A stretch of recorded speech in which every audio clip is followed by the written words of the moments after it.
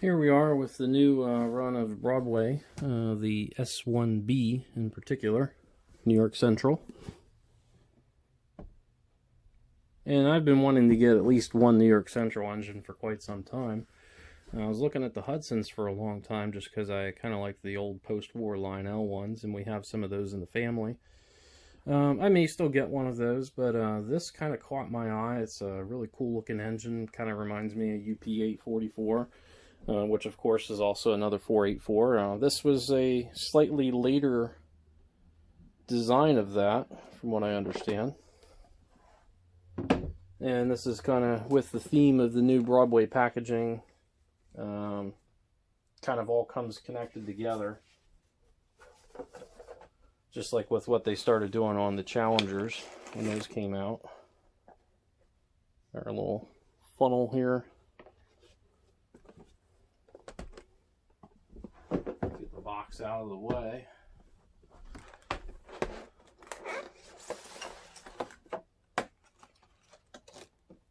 Not a real big fan of these side panels. I don't really think they serve much of a purpose.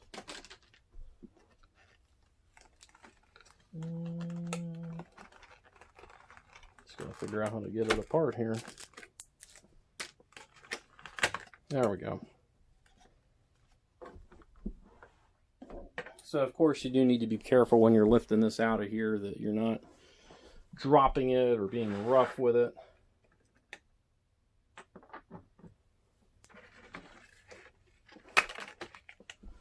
So the first thing we're going to want to look for is any kind of damage to the model. So we'll give it a little once over here. And I haven't gotten this out just yet. You will see in the background here, I actually just picked up a Blue Line version of the same engine, and actually yesterday it came in. And we'll take a look at some things between the two of them, see if there's any real differences there. But going back to the Paragon 3 one here, we'll take a look.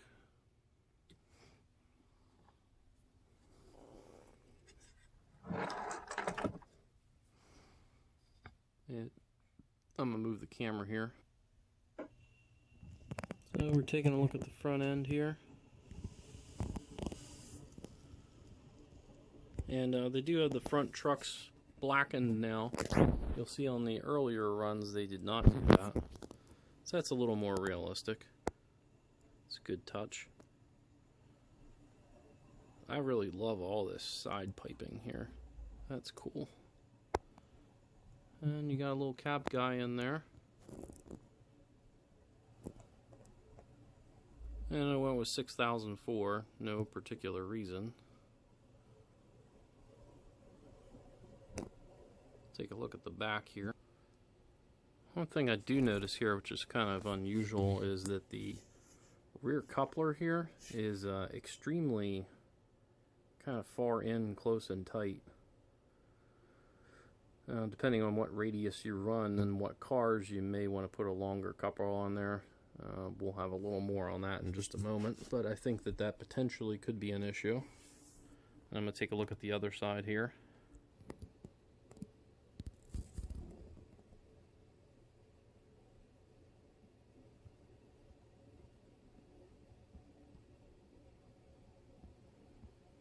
And you'll notice also too here there's an air horn, which is functional from what I understand. And there's the bell. Wow, really nice writing on there.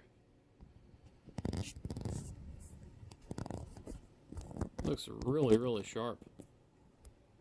So got both versions on track here, and we have the Paragon 3 version here up front, and then we have our Blue Line over there.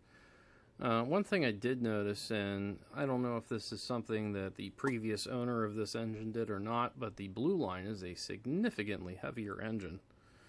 Some of that could also be due to the fact that with the newer models being smoke equipped, there's a lot of die cast that's probably cut out there to accommodate that. Also in the lettering, it's a lot smaller on the newer version. See that S1B at the bottom there is very big there. But from a detail standpoint, not a whole lot of difference. I mean, very, very similar. I hate when people do this in pictures, but I was very careful here and just set it down. And it does appear that you can disconnect just the same as the way the blue line and other models are set up. Some of these newer Paragon 3 models, the tether is kind of all one piece. You can't disconnect it. But you can also see very clearly marked there you have your smoke on and off switch. And while we're down here, we'll take a look at some of the underbody detail. And also this rear coupler section here is very strange in the way that it's kind of tethered through there with a lot of the other details. They did also silver tip the hoses here, which is something that was not done on earlier runs.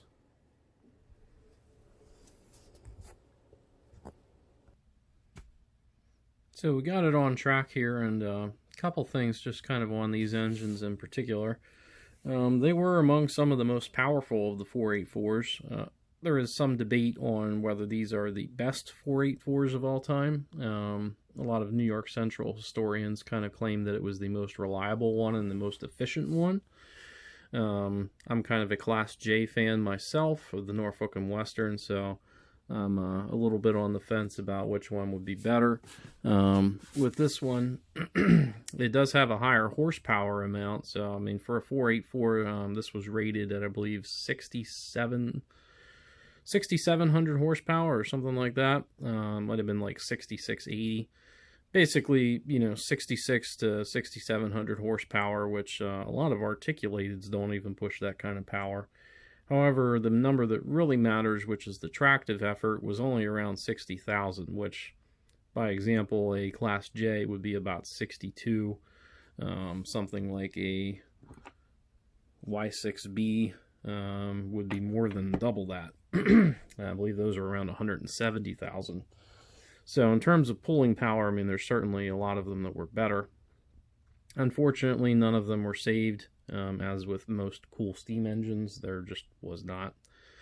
As far as the design of it, one thing you'll notice is that there is a, I believe it's called the smoke box, or there's a little dome that's back there. The New York Centrals did not have that. It has a very low profile, and that was done to... Legend has it that engineers, 2 or 3 engineers, could actually push this.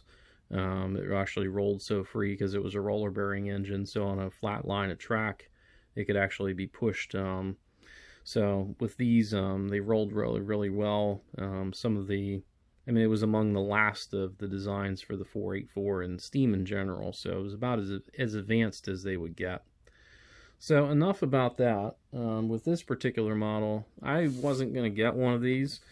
But what kind of made me consider getting one is I think there are some new steam sounds in here, so it doesn't sound like your typical, pretty much every Broadway steam engine for the last 10 years. So we'll see if that's right. I was looking in some videos and I thought that it sounded a little bit different, so we'll go over that here, but we'll go ahead and fire it up here. And for these, you can kind of just blip the throttle a little bit here and then turn on. At first glance, I do notice that the headlight color is kind of wrong. It's more of like a pure white. It should have a more warm white tone to it. That's probably something that's easy changed out. And the idle sounds do sound different. We'll go ahead and blow the whistle here.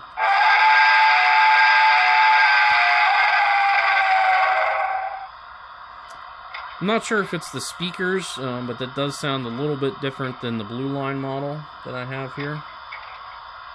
So we'll go ahead and fire that one up. So we got the blue line on track, and this is a earlier model over here. And this thing's awesome. It does have a modified speaker setup in it, but we'll hit the whistle here. That sounds awesome. Way, way deeper.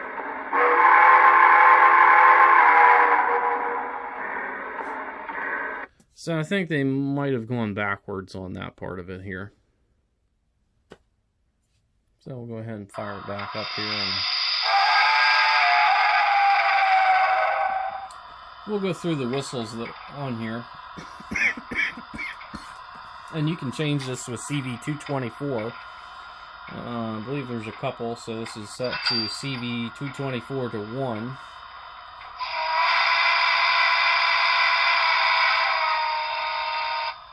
It kind of sounds a little more like a big boy whistle.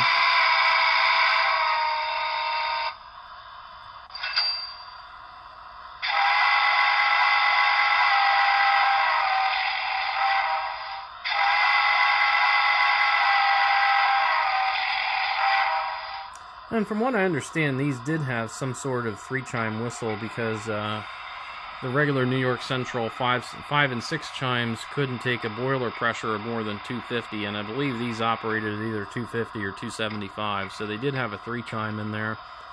Not really sure which one would be the most appropriate for it. I do kind of like that one, so we're going to keep it with that. We'll go ahead and hit the bell. Very clear bell.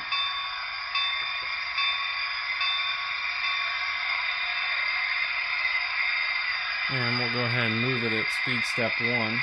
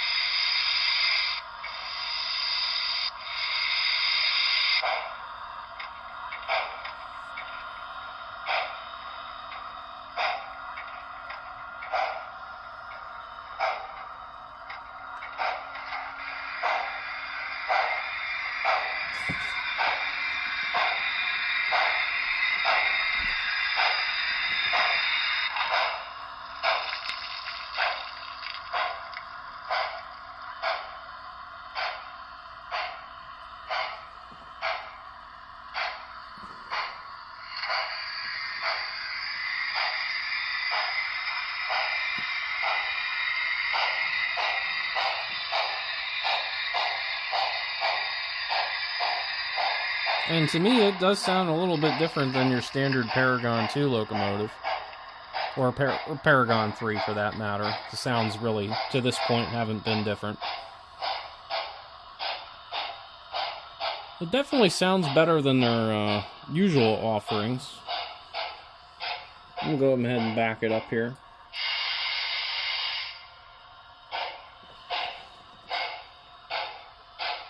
Very bright rear light on the tender.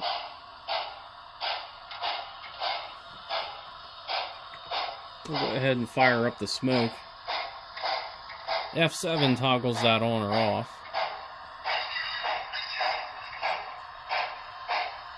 And as with most Broadway engines, they kind of struggle a little bit going in reverse.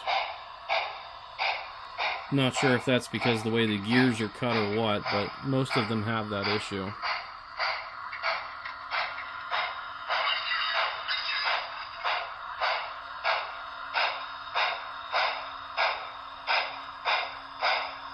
You can kind of see it smoking along there.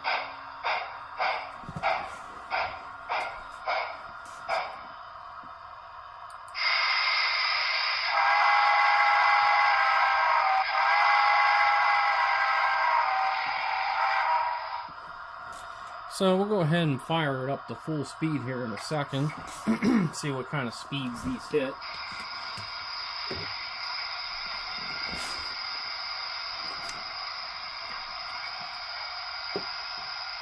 I believe the top speed on these was supposed to be around 100 miles an hour, but we'll see what it does.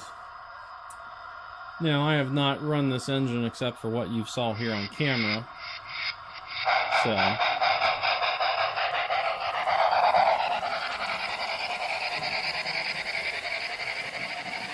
it may take a little while to get up to speed.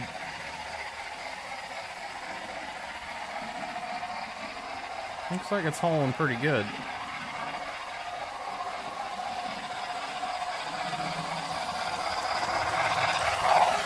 96 miles an hour. That's pretty good.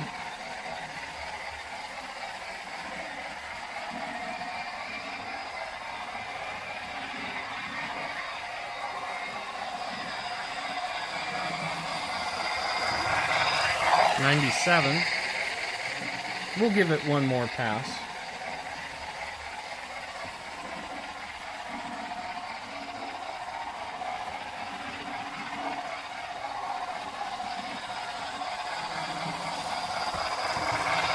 $97 again.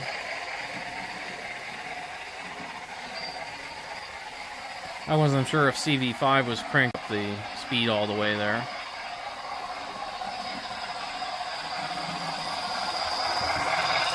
$98. So pretty safe to say that it's going to be right around 100 miles an hour top speed. We'll go ahead and back it down here.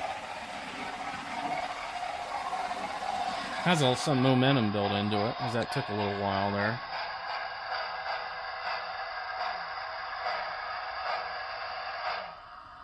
You can get a nice look at that smoke here.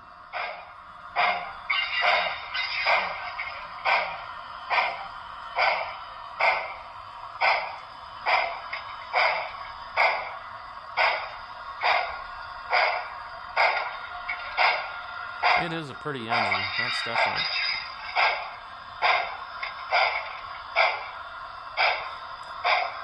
So we'll see what kind of slow speeds it hits here.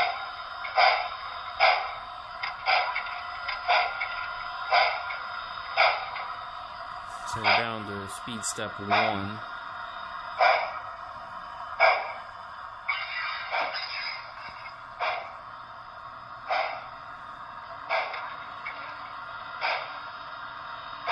It's moving pretty fast for speed step 1. It's probably around 2 or 3 scale miles an hour. Yep, 2.2.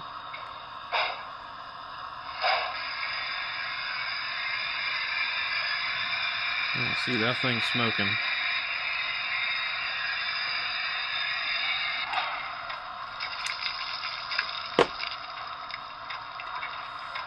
So I'm going to go ahead and mute it for a second here, and we'll back it up first, which you will get a little gear noise in reverse. Actually, a lot. If you can hear that.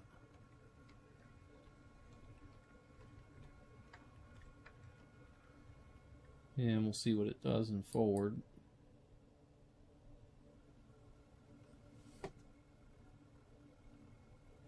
A little quieter.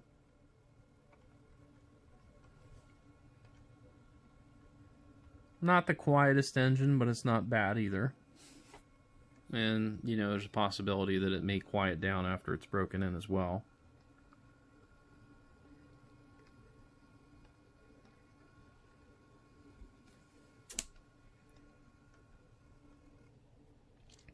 So the next in the running characteristics would be the pull power, which I don't really think we're going to really need to do any tests on that. And my reasoning for not really needing to do any pull tests on it is it's a fairly heavy locomotive. There may be some room to add some weight in there. Also, this does have traction tires on it, and so I think it's going to do pretty well. These were a dual-purpose locomotive, so they did both freight and passenger. So you could run either or with it. Probably for my purposes, I'm going to run freight with it. Any New York Central passenger things that are going on, someday I'm probably going to get a Dreyfuss Hudson for that. So I think that's it for the running characteristics on it here. One thing that I forgot to mention is this does have the ability to use a secondary whistle. And it's not really for the whistle, it's actually for the air horn, which is on the other side. And there's some other examples of this in Steam. Something like Southern Pacific 4449 has an air horn on it. I believe Milwaukee 261 has that also. And what they use that for is it cut through the fog a little bit better than what the steam whistle did. Or I think in the city sometimes they would use that. So I haven't heard it yet, but we'll go ahead and turn it on here.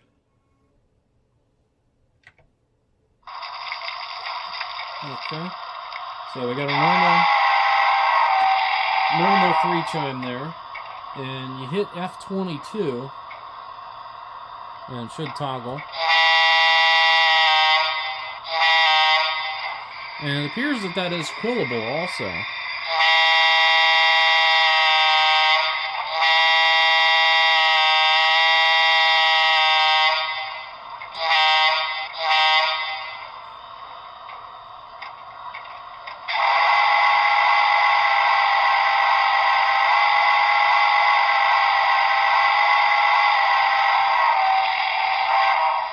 And I was just quilling the whistle there as well. So you can quill both of them. I'm using ESU. You can do that, I think, on Digitrax and NCE also. The process varies a little bit between them. So I think that's it for the sounds here, and we'll wrap it up. In closing, a few final thoughts here on it. Kind of the high points on it is certainly the detail. Its sound is pretty nice. I think maybe they took a step backward on the whistle there. But again, I'm not sure if what they went to was more accurate or less accurate. Not really sure. I'm not a historian on these. My knowledge of the New York Central is pretty limited. I'm kind of more of a Pensy guy and more into some of the modern things that are out there. But kind of what drew me to it was the detail, and it really is a beautiful locomotive. It's not perfect. There are some things that I would change, mainly the lighting, and I think this could probably benefit from a better speaker setup as well. I mean, this doesn't, I don't think I think that you can do a little bit better on that part, and I'm not sure what exactly they have in the tender for that part, but I will tear it apart at some point and upgrade that for sure. As far as the price point on it, this is one of the lesser expensive engines that they've really come out with. I've been seeing a lot of these right around $300, kind of like your street price. MSRP, I believe, is $400 on these. But you can find these for around $300. As of the time of making this video, you can actually find refurbs on BLI's website for about $220. That's actually what this is. I actually got this as a refurb. Can't really tell. I mean, it looks like a brand new model to me, but you know, it saved me about $80. So for $230, this is a lot of locomotive. Definitely, really can't do any better than that. So I think pretty much if you're a New York Central fan, this would be one that you should definitely pick up. If you have a Paragon 2 or possibly a Blue Line model that you've already modified, I don't really know that there's a whole lot of benefit in going to this one.